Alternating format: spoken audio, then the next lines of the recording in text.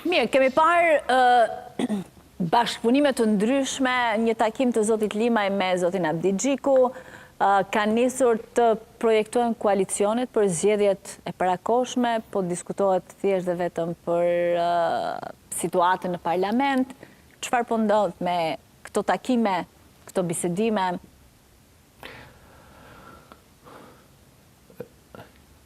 Realisht janë gjitha kapak, le të themi kështu Esmeralda, sepse siç e pam në për shembull ditën e djeshme mbrëm vonë kemi 2 koalicione që kanë ndodhur në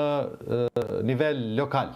Pra kemi bashkimin e vetëvendosjes me AK në Junik dhe po ashtu kemi bashkimin e vetëvendosjes me AK në Prizren, që do të garojnë në të dyja rastet, njërin në Junik kundër LDK-s, në Prizren kundër PDK-s. Po ashtu pritet që të ketë gjasë kemi koalicionet të njëjtë edhe në PEJ, ku AK vetëvendosje eventualisht edhe parti tjera, në këtë rast PDK dhe të tjera që janë me poshtë, të dalin kundër LDK-s. Kështu që kam përshtypjen që edhe këto takime, siç ishte takimi zotit Limaj me zotin Abdi Gjiku, lidhen me që të gjitha. Eventualisht mundësinë e bashkëpunimit në nivele lokale, por po ashtu edhe mundësinë e bashkëpunimit në nivel nacional në rast se do të kemi zgjedhje të jashtëzakonshme. Por nuk besoj që të paktën për atë sa kemi informacion në Esmeralda, takimi i zotit Limaj me zotin Abdi Gjiku nuk lidhet shumë me situatën aktuale në kuvend, sepse zoti Abdi Gjiku e ka thënë vazhdimisht që si LDK që nuk ka vota të mjaftueshme as pala tjetër, në këtë rast partitë opozitare nuk kanë vota të mjaftueshme për të krijuar një qeveri të opozitës dhe në parim edhe me le të themi ndihmën e zotit Limaj, prap kjo nuk do të ishte e mjaftueshme. Në anën tjetër, pak a shumë edhe PDK-ja ka bërë të ditur që nuk janë të interesuar të futen kësaj aventure, aq me tepër duke pas parasysh që pa listën serbe në parim nuk mund bëjnë asgjë asnjëra palë, në rast se nuk ka ndonjë bashkëpunim eventual mes partive të mëdha. Këtë rast po flas PDK VV ose LDK vetëvendosje e kështu me radhë. Dhe fakti që gjitha partitë shqiptare refuzojnë që ta përfshin listën serbe në çfarë do bashkëpunimi, atëherë ky takim nuk besoj që lidhet me zhvillimet në kuvend. Besoj që ka të bëjë më shumë me këto ndihmën që mund t'i jap nisma në komuna të caktuara LDK-s në balotazh, eventualisht mundësisë për ndonjë bashkëpunim në zgjedhje të jashtëzakonshme që mund të vinë në fund të vitit ose në fillim të vitit të ardhshëm. Sa i përket koalicioneve të tjera të mundshme, për te atyre çfarë po shohim në nivelet lokale, njerë duhet ndalim tek Prishtina dhe më pas tek ato të mundshme zgjedhore. PDK-ja, kë do të mbështes në Prishtinë? Ka ende një vendim? PDK-ja ende nuk ka një vendim, ajo çfarë mund ta themi me një farë siguri Esmeralda, nëse kemi parasysh këto le të themi bashkëpunime që po ndodhen në Jonik, Fushë Kosovë, Prizren, eventualisht në PEJ, besoj që janë një sinjal që të paktën Aleanca Paramarinë e Kosovës ka gjasë të madhe që edhe në Prishtinë ta mbështes lëvizjen vetëvendosje, edhe pse Aleanca në Prishtinë nuk është ta që e fuqishme, por megjithatë mund ta bëj dallimin domosdoshmërisht, dhe kjo pastaj do të varet pak a shumë edhe nga përqindja e daljes në votime, por edhe gjithmonë do të le të themi përcaktuese besoj mund të jetë shumë lehtë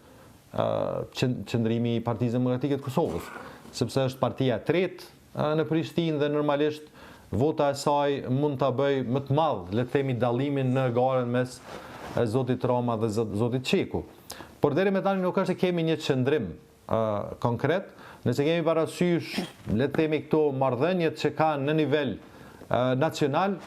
ne mund ta themi lirisht që PDK-ja do ta noj nga LDK-ja, duke pas parasysh bashkëpunimin që kanë pas si opozitar gjatë këtyre ditëve, të paktën është raportuar që ka pas edhe takime me zotit Krasniqi dhe zotit Abdi Gjiku, që në parim nuk besoj, prapë them më shumë do të lidhej me çështjen e balotazheve në komuna të caktuara në raste të caktuara, edhe pse në momente të caktuara ata janë kundërshtar me njëri tjetrin, pra garojnë ndaj njëri tjetrit. Kështu që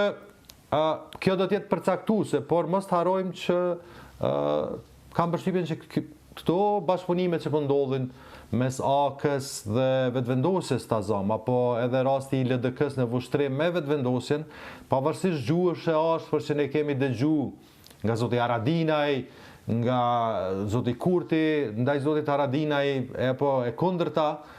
kam përshtypjen se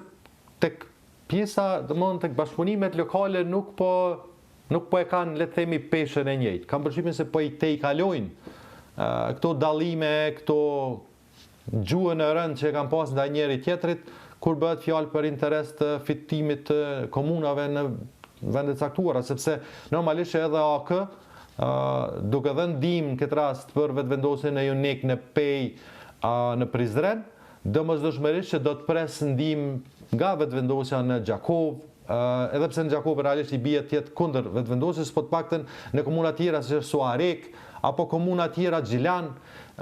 kudo që ka nevojë eventualisht, normalisht që do ta pres